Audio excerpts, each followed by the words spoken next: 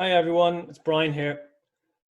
You're all very welcome to episode 2 of the Work Well podcast. So if you haven't already, make sure to check out our website, workwellpodcast.com, where you can access show notes for this episode and for every episode. And there's lots of other great stuff there too. So the podcast is brought to you with thanks to our partners, Irish Life Health and AJ Products. My guest on the show today is Barbara Louise Brennan. Barbara is the program coordinator for Sea Change. Sea Change are Ireland's national stigma reduction partnership. Barbara has been promoting mental health awareness and stigma reduction for a decade.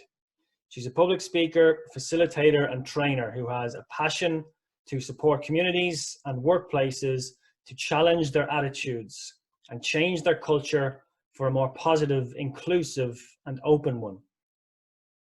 Every time I speak with Barbara, the conversation is always deep and meaningful, and that's a testament to her openness and honesty. This conversation is no different. Let's dive straight into my chat with Barbara Louise Brennan. Barbara Brennan, hello and welcome to the Work Well podcast. Hi, how are you doing? I'm great, thank you. And a really important question for you, the most important question probably for today is, how are you? Do you know, I'm actually really good. The sun is shining. I have done my yoga this morning. I haven't had to rush in traffic. I'm taking the good stuff and taking that time to pause. So today I'm in good form. And I was saying to you just before we started the call that I have been home for a number of weeks now. So it seems like a slightly more normal situation for me, whereas I know there's a lot of people who have just come to remote working and that self-isolation.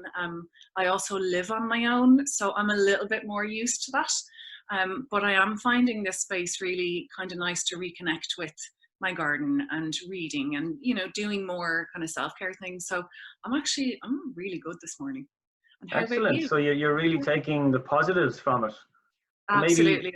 Maybe there's a lot we can learn from what you're doing. What does your own routine at home, you know, working from home look like? Well, I get up in the morning and I usually start with a bit of yoga. I have arthritis in my neck, so I find being on a screen, and particularly I found since I'm remote working, I move an awful lot less. So I'm not, you know, marching around the office. I'm not getting out and going walking as much. I'm not even getting into the car and driving and then walking from the car to the office. So all of that movement is gone. So I try and find times during the day. So say if I'm on phone calls, I'll get up and walk around. And when I have my breaks, I try and do that. But I try and start with a bit of movement first thing. I make sure I have my breakfast because I'm not rushing now. I'm making sure that I take breaks and that I drink loads of water. I take stretch breaks during the day. And so, for example, today I've booked in a yoga teacher to come and join my team via a Zoom call, and we're going to do a 20-minute stretch break. So I've kind of been building those things in, and then I find to make sure that I switch off, I have a carrot at the end of the day. So I kind of give myself something that I really want to do that day. So given that it's spring, I'm replanting some of my garden and doing that stuff. So it's a matter of, you know, if I get finished, then I can do this job in my garden later. And that's getting me fresh air and getting me outside. So I'm focusing on the simple things that I have control of. And I think that's helping me to stay grounded and just to stay in that positive space and see, well, what can I do and how can I mind myself at the moment? Fantastic, yeah. So you're really embracing this, and you're really looking at the positives. And yeah, you mentioned your team there. So you've got a yoga teacher doing a virtual yoga stretch. So you're bringing everyone on your team together to kind of keeping them connected in this remote environment. That's right. So what we're doing is a couple of times a week we have a conference call and we check in. So we have planning meetings the same as we normally would. Tomorrow afternoon we are meeting for tea and cake, and work is off limits. We're not allowed to talk about work. So we are planning probably on talking a lot about the Disney Channel. You know, this 7-day trial that everybody is on this week. So we're doing those important things and making sure that we do connect on a human level. So even our scheduled meetings that we have, we put aside the first 5 or 10 minutes of that to check in on a human level and say, well, how are you today? How are you doing? How are you finding the weather? How are you finding working at home? Are the cats driving you mad? You know, and those kind of things. And we're talking a lot more about things in our personal lives. So each of the members of my team have a pet, and I have a pet. So that's a really easy way for us to connect, and we have a bit of a laugh. We also use Teams as well. So we have a chat going on Teams that we use continuously throughout the day. So obviously we would connect via email for the work things, and then we kind of chat to each other through Teams. And so we're sending each other gifts and, you know, little quotes and things, and lots of animal related stuff. And it is those teeny tiny little things that are really helping us keep connected and keep a sense of humor. We're also allowing the space where we're saying, you know, do you need to talk about anything big today, as in, do you want to talk about the COVID-19 situation? Do you want to talk about being home? Or are you fine with that? Do you want to totally ignore it today? Where are you at? And I think that's important, to just acknowledge kind of the elephant in the room and say, well, it's a weird situation that we're in. And most days, you know, each of us have kind of said, no, actually, I'm doing okay with it, but thanks for asking. And that's enough. And I think that that idea that we don't have to get into a conversation, but just acknowledging it is enough, seems to have made a really big difference. And this idea of taking that 15 minutes and doing that kind of water cooler chat and say, well, let's get together and have a cup of tea. If we were in the office, we probably would take a break once or twice a week together anyway. So why can't we do it now? So it really is about how can we connect in those ways and do those things. And for me, certainly yoga is really, really helping me. And I just thought it would be a nice thing to add to the team to get people, and it would be a bit of fun and get people moving. And so I'm really open to those ideas of how we can change what we're doing, because this isn't a normal situation for anybody. So it's given us the scope to do anything with it and be really flexible, I suppose. And that seems to be working really well for my team at the moment. And I'm really grateful for the opportunity to work with them in this way. Excellent. You've got quite a few touch points there with your team, trying to make it as almost as normal as possible. You're keeping up with your conversations, your interactions, and you're keeping it fun, you're keeping it human, you're the animal element in there as well. So that sounds really great. And I didn't know about that Disney Channel trial, actually. So that's something I'll certainly have to look into after we record this podcast. Yes. 7 days free trial, it has to be done, you know. Right. Yeah, that is very good to know. Taking a note as we speak. But speaking of your team, then tell us a little bit more for those that don't know. So you're the program coordinator with Sea Change Ireland. Can you tell us a little bit about your role and your team and the work that you do? Sure. So Sea Change is the National Stigma Reduction Partnership, and essentially what we do is we reduce stigma around mental health. So the whole purpose of our existence is to change people's attitudes and conversations and behaviours around the whole topic of mental health. So we really look at how do we start that conversation, how do we bring that to more people, and what does that mean, and actually what do people understand of stigma, and do they realise the impact of it. So when we talk about stigma, a lot of people have an idea that it's there, but they haven't really thought about it. And it's not something that we give a huge amount of time to think about, because life is really busy. And it's really only when things start slowing down and we start having difficulty in our lives that we start experiencing those negative things. So for example, if somebody, let's say they are dealing with stress at work, while they're dealing with stress at work, they're managing in certain ways. Maybe at a time that escalates and they need to go out of work and they're now dealing with anxiety, and they possibly are becoming depressed because they're now out of work and they're dealing with different things. Maybe now they feel in a totally different way than they did when they were just dealing with stress. And we find an awful lot when people are in those situations, they become more isolated because they're afraid to have a conversation. They don't know what to say. They don't know if they're going to be judged. They don't know if people are going to look differently at them. There's all of these different layers. And essentially that piece, that's stigma.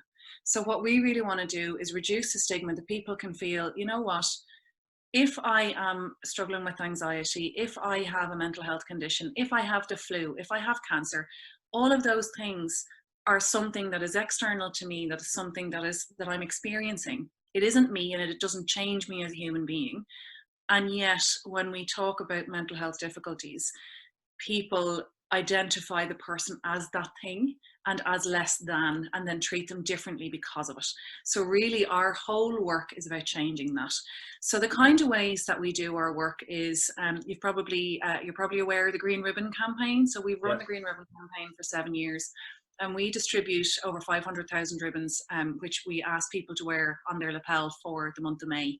Obviously this year we're going to postpone it with all the certain circumstances, but the whole purpose is really to start that conversation. And the idea is that when you see somebody wearing that ribbon, that you know they're open to have a discussion around mental health. You know, and it's not that we're saying that you have to say to people, how's your mental health?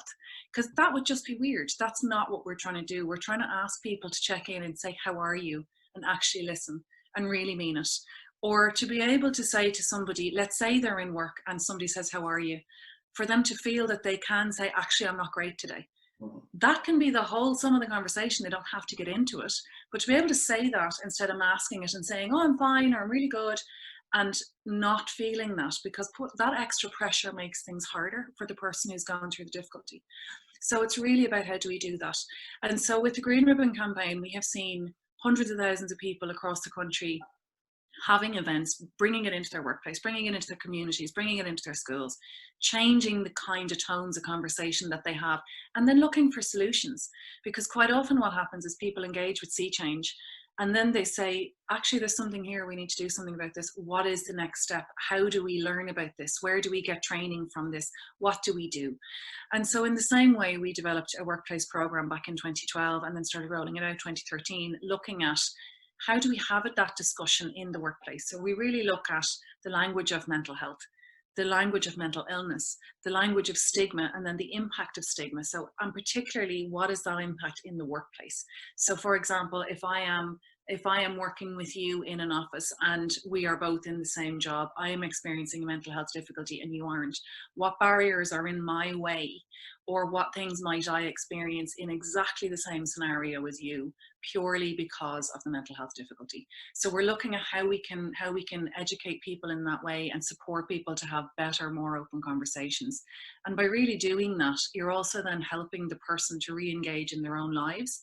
And most often what we see is when somebody who has struggled, and this is with any kind of illness or any kind of difficulty, when they are supported, they will give so much more back because they feel that they have been seen and they've been heard at a point where they have felt undervalued, isolated, and completely cut off from life. So it's really about just changing the tone in that conversation and how we can do that. We also have an ambassador program, which is really the core and the heart of our work. And that looks at people with lived experience of mental health difficulties, sharing their stories of what it's like to go through that difficulty, what it's like to experience stigma, and more importantly, the things that help, the things that make a difference, and how we can change that conversation. And we found over the last 10 years of operating that that is the most powerful piece that we have, to listen to people's stories, because it is that human connection. And that's why at this moment in time, when we are talking about being isolating and being separate from people, you know, as humanity, we need each other, we need conversations, we need people. And so really the heart of our work is conversations, and that's really kind of what we're at and where we're going, is to get people to have more conversations with each other. And hopefully that will make it easier to start the conversation around mental health and where do I get support and what do I do with that. But if we're so afraid of even approaching the topic, we're never going to open the door. And it's really just about knowing you don't have to have the answers. You don't have to know all the different symptoms. You don't have to know anything about the illnesses. All you need to know is, how do I make a cup of tea? How do I listen? Because we've got 2 ears and 1 mouth, and that's important, because sometimes when people want to talk, maybe they haven't had that opportunity before, or maybe all they need to do is to say it and they'll work it out for themselves. So it's about giving that little piece of support and working out then, how do I support myself in that conversation? So it's really, considering that the topic, a lot of people think that it would be really depressing and really heavy to work in that area. It's one of the most uplifting things I've ever done in my life, and I have met the most incredible people, powerful, motivational, inspirational. And I think that's the thing about something like mental illness. People are so afraid of the topic and they don't realize the incredible humans that are behind them and the resilience that is built through those difficult experiences. And I think that's one of the really powerful things of my job, that I get to share some of that wonderful stuff with so many people. Yeah, really powerful. And you mentioned that lived experience. And if I'm not mistaken, it's that lived experience that you lived through that yourself, and that's how you found yourself in your current role. I think it's maybe 10 years ago. Would you mind telling us a little bit about that? Yeah, sure. So I suppose for me, I started getting sick when I was about 14. When I was about 12, and I had my first suicide attempt at 14. And I then had nearly 15 years of what we call severe and enduring mental illness. So that looked like up to 50 tablets a day, multiple hospital stays. There would have been a minimum of 3 months at a time. I wasn't able to engage in school or college or work. So I basically dropped out of life, I suppose. And when we think of the words mental health, we automatically jump to mental illness. And when we jump to mental illness, we automatically jump to the person hospitalized, the scary stories that we've heard, the strange words, and essentially that was the category that I actually was at that time. And so in 2008, I was at one of the worst points in my life, in the deepest part of my illness. And I had a very serious suicide attempt that put me on life support for a week. So coming out of that, I really shouldn't have survived. I was on 10% oxygen when they found me. I was half my body weight. It took a very long time for my physical body to recover from that. And yet, here I am. I should have brain damage. I nearly lost my right leg. There are lots of physical things that should have happened. And yet I am now 12 years later, I'm fully off medication. I've bought my own house. I have run 3 different businesses, and I now run our National Stigma Reduction Partnership. So that really shows that people can and do recover. And that's certainly a message that I never knew. I never understood it. I was never told it. It wasn't out there. Bearing in mind, we're also going back 10, 15, 20 years, when if you had mental illness, you were written off. It was something we didn't talk about. Yeah. We didn't have the language. Even within my family, we didn't know how to talk about it, and we had to work it out as we went on.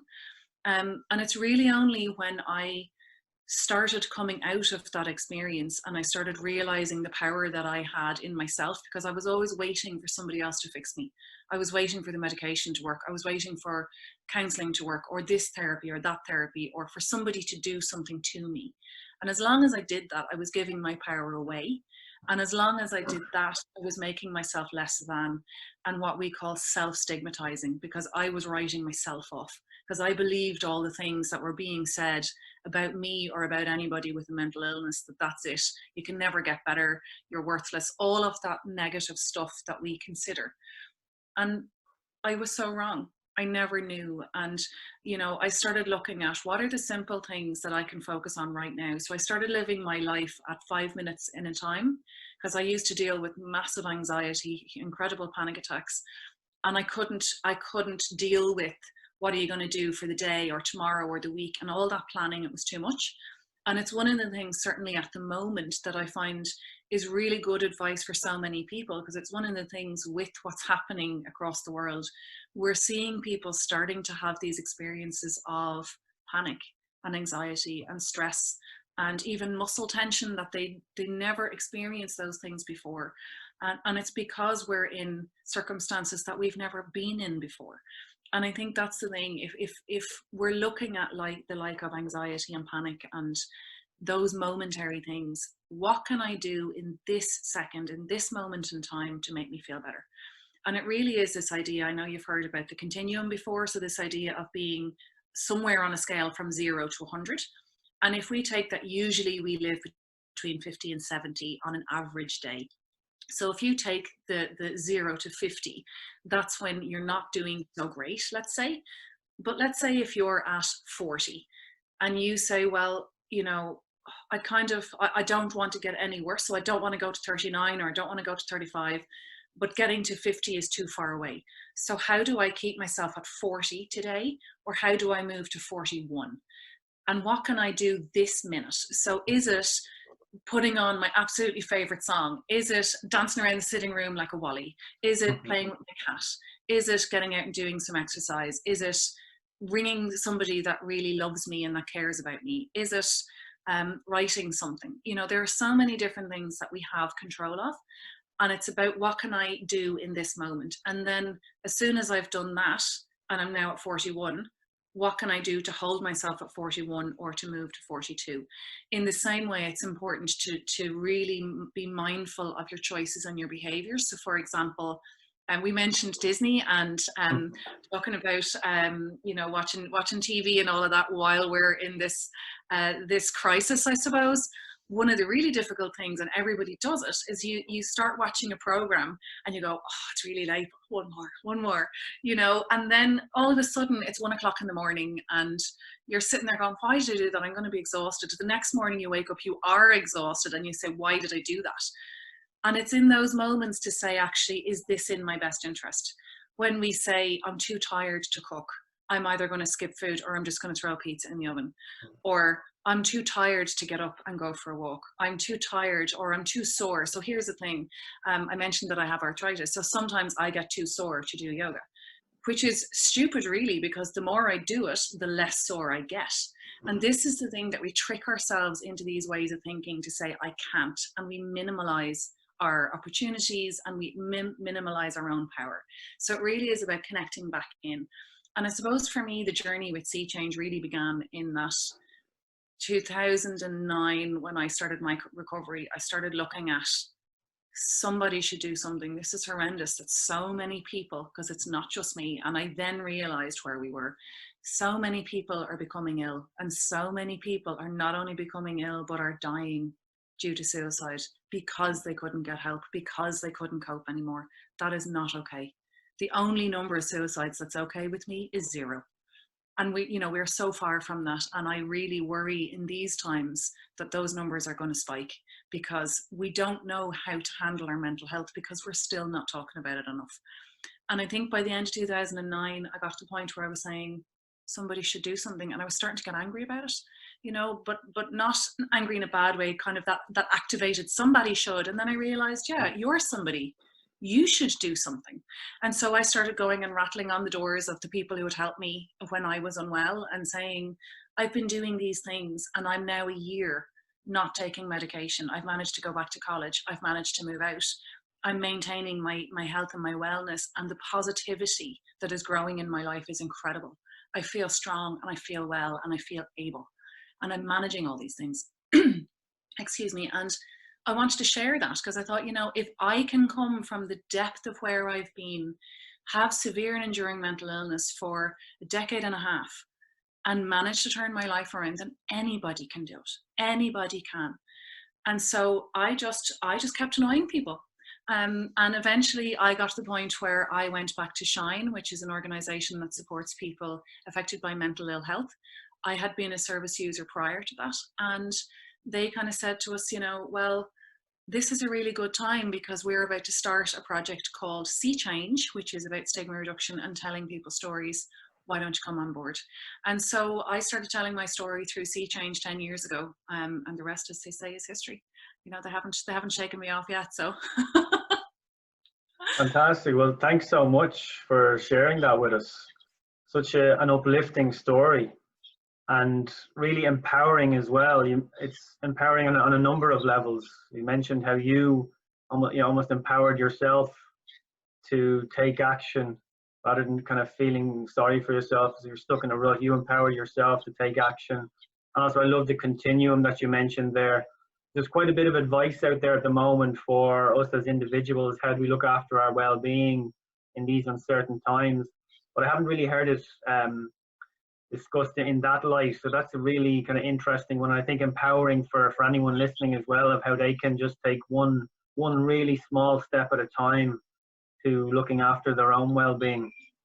Yeah, and it's so important, because right now it's such weird times, and so many times, like even in the last week, I've got to the end of the day and I'm saying, God, I'm exhausted, like on a level that I don't remember before. And I'm saying, what's wrong with me? Why am I so tired? Or, you know, there was one day last week where, you know, I did feel a bit emotional and I couldn't work out why. And I was talking to my folks and they were like, is there something wrong with you? Like, what is going on in the world at the moment? You haven't been in a human company for how many weeks now? Like, this is unprecedented. Give yourself a break. And I think just to remind yourself of those things. So I've actually started even putting up a couple of post-its around my desk at work, and I have one also down in my kitchen, and they're just little reminders to just take a breath, or that this is unprecedented times. And it really is those teeny tiny things. And the thing is really about building one on the other. And if I went back to talk to myself from 15 years ago and I told myself that sleep and water and food and hobbies and friends were going to fix my life, I would have laughed myself out of it. And not only that, I would have been offended, because I would have been saying, you know, so you're telling me I've suffered for the last 15 years to the depths that I have, and those few things are going to fix me? Yeah, right. But genuinely, those tiny things that we talk about are huge. They're the anchors for our life. And the problem is that we're focused on these big problems all the time. And if the little things on the tiny wheels don't work, the big things jam. And then that's the problem. When actually, if we focus on these tiny things all the time, the big stuff usually takes care of itself, because everything else is working. And that's where we have control. I can manage my environment in my home. I can manage what I take in. So from a point of view of news and media, you know, so for example, in the last while, I haven't been on LinkedIn a lot, which I miss, and I really look forward to coming back to. But at this moment in time, it's not right for me, because I have too much other things going on. And it is about how do we manage those moments, and bringing it into our workplace. It's about how do I migrate that and now merge that with the additional challenges of bringing my work to my home, which for a lot of people, they don't have a desk space. They don't have a designated room. They probably have children and partners and pets. You know, there's lots of these challenges that we weren't ready for. So it is about how do we have that discussion, and how do we make that transition as easy as possible for ourselves, for our employers, and for our employees, and for our colleagues and friends. It's how do we discuss all of that, and how do we work it out? Yeah, a great question. And we focused a little bit on the individual there, which is really important. What about the employers then? Because you do an awful lot of work with Irish organizations. What can employers be doing then? Any advice for them on how they can be thinking about or supporting their employees' well-being at this moment in time, but almost as well looking to the future when we'll be welcoming people back into the workplaces? Any thoughts on that? Well, I think there's a number of things. I think the first thing is communication. The second thing is communication. You know, it's really about keeping the lines of communication open. I think, again, we're looking at situations we haven't been in before. And so some organizations weren't ready for that. They didn't have plans. They didn't have contingency plans. And so they're being thrown in at the deep end. And while the organization is kind of scrambling around working out what do we do in this space, the employees are left kind of going, what am I supposed to do? What procedures am I supposed to follow? So let's take two scenarios. Let's take a scenario where there's an organization that has all of that kind of stuff in place. They're going to communicate it and filter it down a lot easier because they have it already. Sometimes it's about the how they communicate. So rather than just, this is procedure, you have to follow that. Sometimes it's about maybe like that, jumping on a call, having a coffee together and saying, well, I've sent you this email, or I'm about to send you this email. I'm just giving you the heads up. It sounds a bit formal. Obviously, it's coming from policy. This is why. The bits you need to know are blah, blah, blah. Or let's say on the other side of it, you've got an organization that doesn't have those kind of things in place yet for whatever reason, and they're working it out. If they don't communicate anything to their employees, what's going to happen is the employees are going to start panicking, they're going to start worrying, they're going to start second guessing things, and they're going to be trying to find answers. Some of them may or may not fit with that organization's idea of what policies and procedures are. And you've got everybody scrambling around trying to do their best, but maybe the organization would like it done a slightly different way. So really the piece there is to be communicating, again, all the time, having a conversation and saying, we are working on putting this in place. In the meantime, this is what we'd like you to do until that's in place. Or have you got suggestions? We'd like to work with you on this. Or, you know, we don't know what's happening, we'll come back to you, and having a check-in. Because here's the thing, silence is so much worse than being told we have no news. you know, and I think that's the thing. If you can say, we'll check in every morning until we have a solution, and every morning checking in and going, look, keep going as you're going for today. No news today, we'll check in tomorrow. It takes the weight off the employee in that moment to say, I don't have to think about for today. You know, it's the same with, there's a lot of organizations who are having to let staff go at the moment as well. So even in that conversation, for me to be able to go into work and maybe have a chat with my boss, and for my boss to say, for this week, you're okay. I don't know what's going to happen in the future. We might have to have that discussion, but for today and for this week, we're okay. Or I have no news, I'm in the same place as you are. But to have that discussion, or to go in and say, actually, we're doing okay and we have a plan and you're fine for 3 months. You know, because everybody is thinking those thoughts. And I think to really have that communication open and to be human in these moments and say, we need to discuss some of the difficult things and put things in place. And like that, to be human and say, if we're on a call for work and you have a 3-year-old child, I understand that they may not realize that you're at work, and while you might have another person in the house trying to mind that child, they might get through that door and cling to your leg, and you may then have a problem. So it's about being human and recognizing those moments and saying, I'll work with you on it, you know, and expecting that people will experience challenges. But I think being open and saying to the employee, what's working for you, what's not working for you, what could we do differently, and also being flexible. So from a point of view of, you know, my team normally work from say 8 to 4 o'clock. At the moment, because they're not having to travel and our times are different, I'm able to say to them, look, if you want to work 9 to 5, or if you want to work 9 to 12 and take 2 hours off and work then slightly later in the afternoon, that's fine. Whatever works for you, we need to do this together. So that real open communication and having conversations is how we are going to come through this the other side. And I do think that bit of humanity and the little bit of humor, it also lightens the load of it, you know, it really, really does.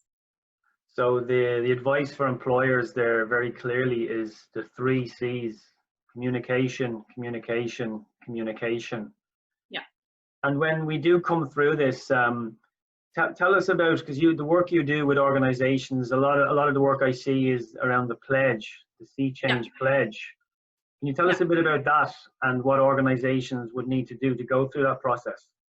Yeah, absolutely. So initially I mentioned that we started our program 2012, 2013. And so that really looked like a presentation where Sea Change went into an organization and did a presentation on mental health and stigma reduction.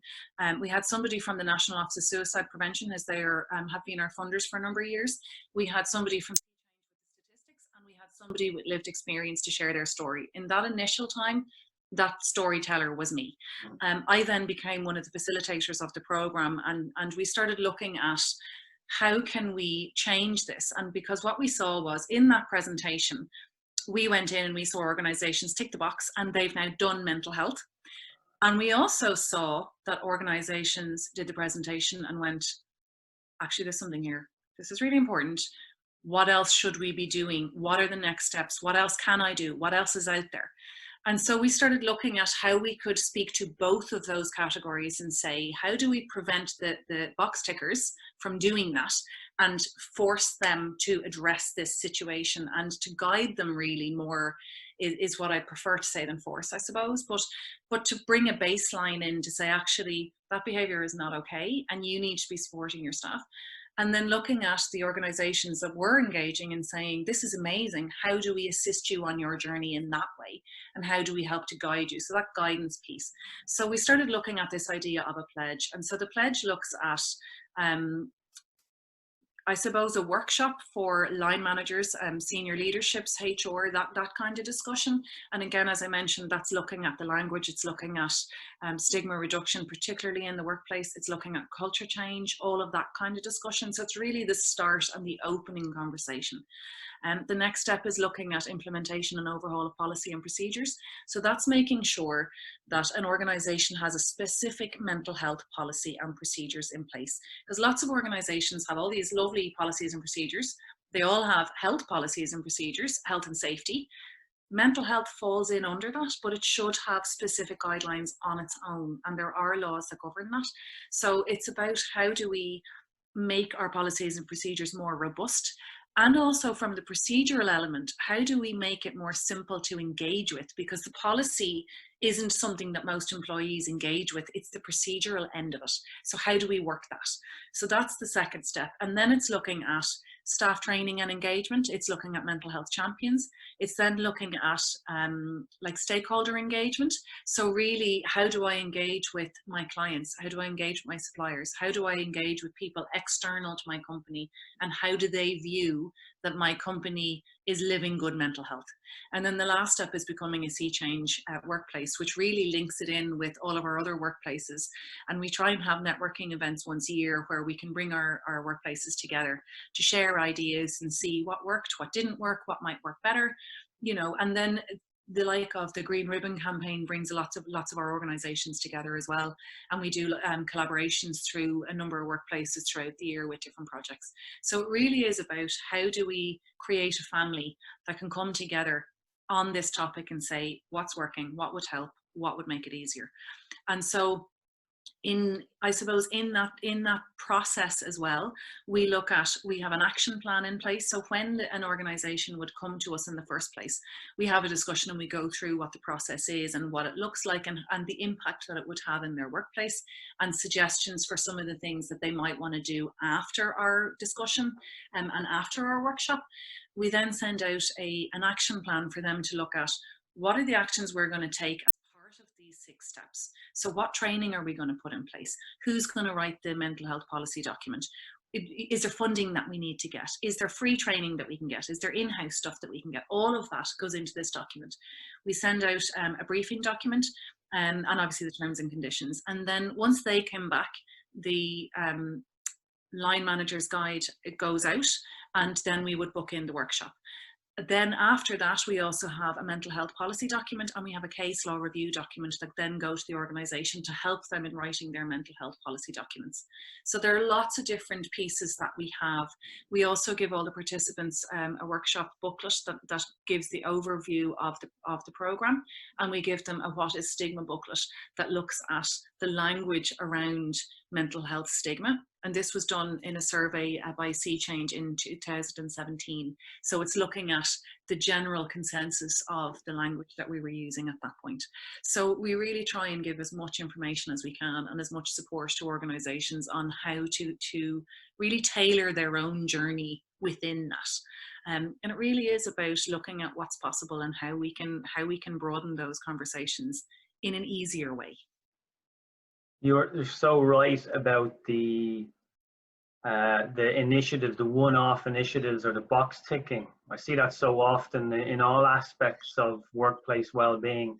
And in many cases, it's very well-intentioned organizations that perhaps just don't know any better. But they have these random acts of wellness dotted throughout the calendar year. So it sounds like what you're doing with this process of the pledge is forcing the organizations in a really positive way to follow these structured set of steps that they can follow to set up to bring mental health discussions and conversations into their organizations. So it sounds like a really, really commendable work. And you've touched on the Green Ribbon campaign now a few times, and I'm a huge fan of the campaign for the month of May, and I always wear my green ribbon with pride. I know it's been postponed this year, but it's a fantastic initiative. Anytime I bump into somebody that's wearing the green ribbon, no matter where it is, it's an immediate conversation starter, and it's a genuine "How are you?" and we both know what that means and what that entails. Because what's the plan for 2020 now? Is there anything concrete in place, or are you still waiting to see what happens for the Green Ribbon campaign this year?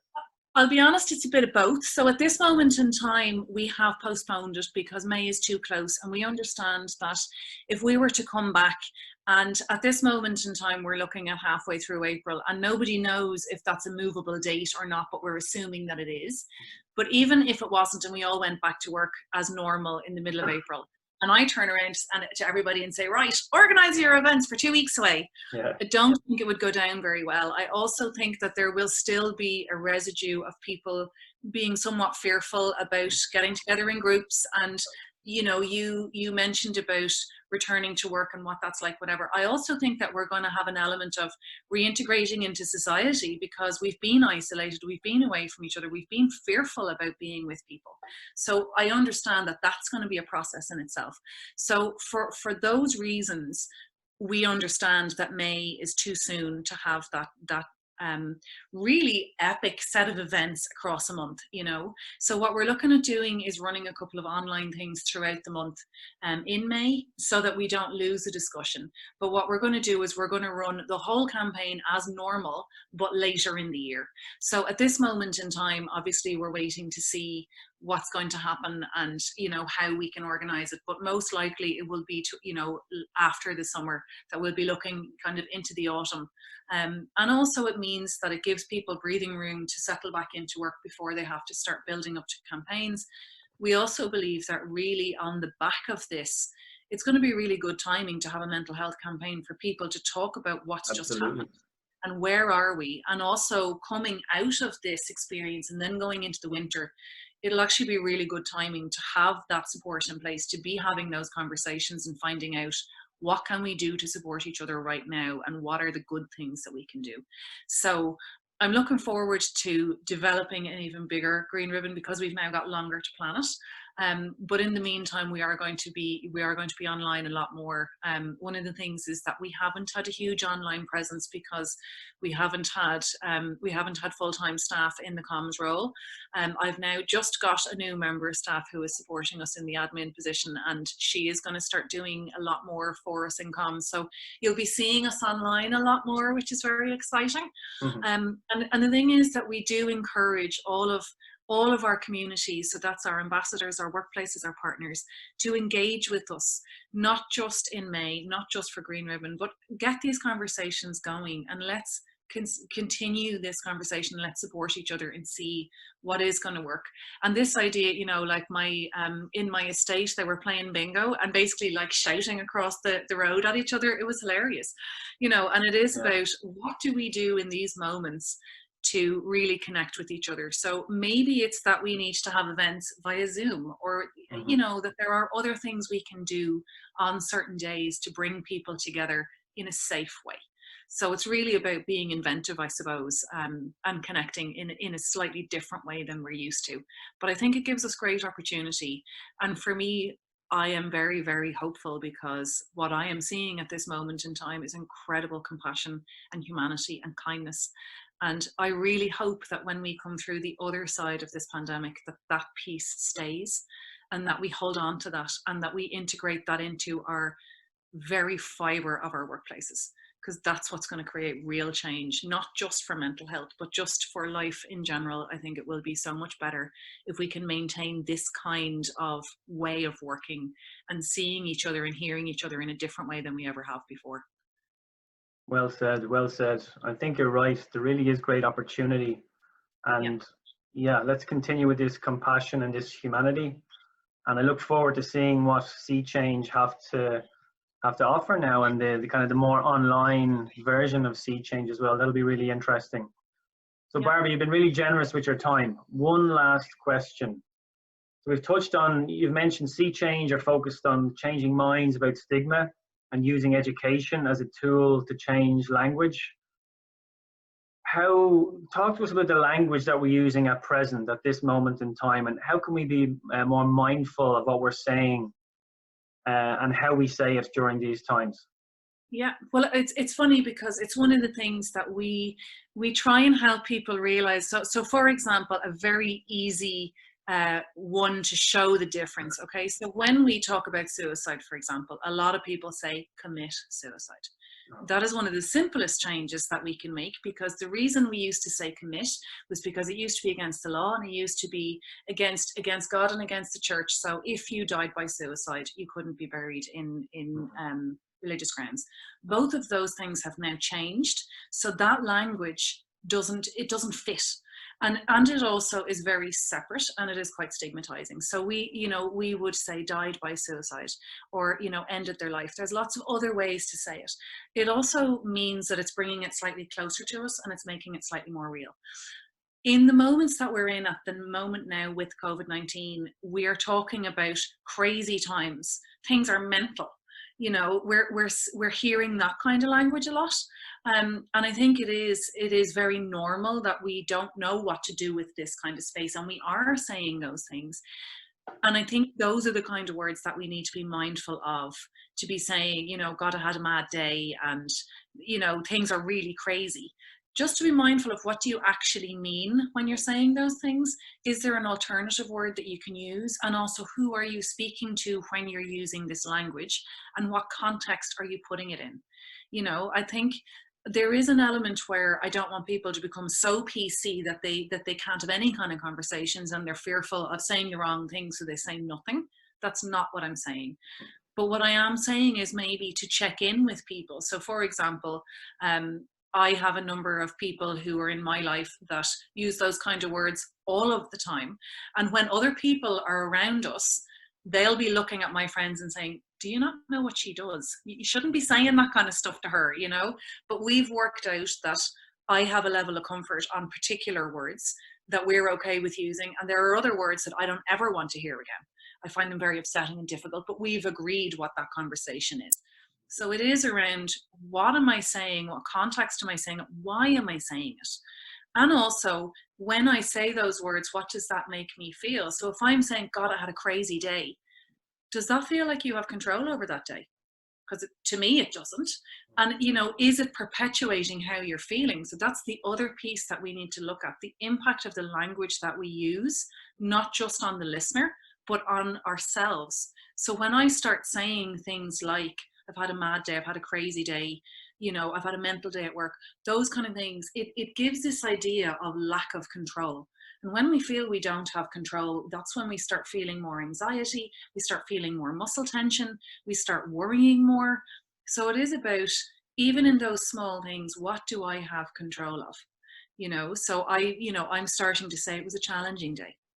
I had an unusual day. Well, it was a different day, you know, and sometimes there is the need to use emphasis on particular words or to say particular things, and that's fine. But it is interesting when we start looking at language and replacing words that maybe we find truer meaning in what we're saying. And that's the interesting thing for me, that when I say, I've had a crazy day, and then I say, take crazy out of it and put something else in. If I now say challenging, how was it challenging? Was it difficult? Was it uncomfortable? Was I able to manage it? Was it a challenge that I rose to? So now I've totally changed the tone of the conversation, the meaning of the conversation. I've changed my power in the control that I have over it. And I've also made it very different for the person listening. So I think those are the kind of things that we really need to consider. And it is, again, about that empowerment piece, that I have control of every single word that comes out of my mouth. And the other thing I'd say is that we need to be mindful not to be jumping off the deep end and getting really upset and angry with people in saying the wrong things. We have to remember that at this moment in time, people are frightened, people are panicking, people are struggling with anxiety that they have never dealt with before. And they're going to be in a space where they maybe say things in a different way, or they're sharper or they're shorter in how they normally would communicate. Or they would use language that they usually wouldn't. So I think that mindfulness in not being as affected by what we're hearing and the discussions we're having, or to be able to say to somebody, that's really interesting language that you've used, or that's a really interesting comment. It's a gentle reminder to say to somebody, are you hearing what you're saying? Without scolding them or telling them, you have to change that, you shouldn't say that. You know, that's a way that I challenge people with their language, that I said, that's really interesting what you've said. And they'll say, oh, what did I say? I then say it back and they kind of go, oh. So, you know, there are lots of ways that we can look at how we're using language and how we check in with each other around language and how we develop that discussion. But for me, it's always start with the me and I. And then if I model my language and my behavior, it also helps other people access different language around where they're at, and they become more mindful of what they're saying around me, and then that knocks on that they're more mindful around others. And I think that's really the power of conversation that we have, that, you know, we have this idea that I can't change the world, but I can change my world. I can change all of the people in my world. And this, you know, the laws of the degrees of separation, that's powerful. you know. And I Yeah. think this is the thing, if I can affect the different people in my life and they affect the different people in their life, that's where the ripple goes. And that's the power that we have to make real and lasting change. Fantastic. So we ourselves, again, can lead by example. We can model those healthy behaviors. We can be mindful of the language that we are using and have a direct impact on those around us. Yeah, absolutely. 100%. Barbara, thanks so much for your time today. Really empowering, really wonderful advice for everyone listening. For anyone that wants to follow up with you or to hear more about Sea Change, where can they go to find out more information? Well, Sea Change, we're on Instagram, we're on Twitter, we're on Facebook, and our website is www.seechange.ie. That's SEE change.ie. And you can email me directly at a coordinator@seechange.ie as well if you want to find out more about the programs we're doing or check in to see how I can help you in having these conversations as well. It'd be more than my pleasure. Barbara, thanks so much. Stay safe, stay healthy, and we'll catch up again soon. And you, absolutely. Take care. Thanks.